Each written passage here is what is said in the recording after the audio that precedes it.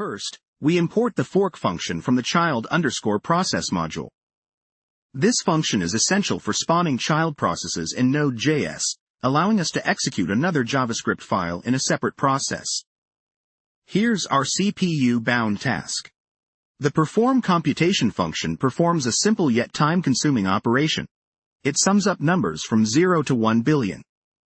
This is a placeholder for any complex operation that requires significant CPU time.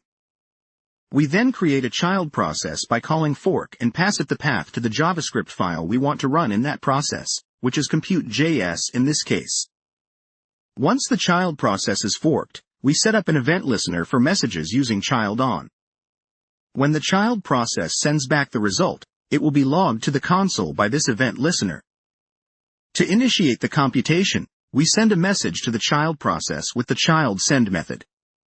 This message is an object that contains the command start, instructing the child process to start the computation.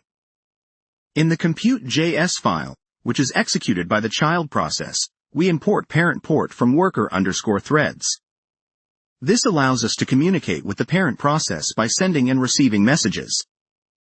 We listen for messages from the parent process using parent port on. If we receive a message with the command start, we call the perform computation function and post the result back to the parent process using parent port post message. This keeps the main event loop free from being blocked by the heavy computation.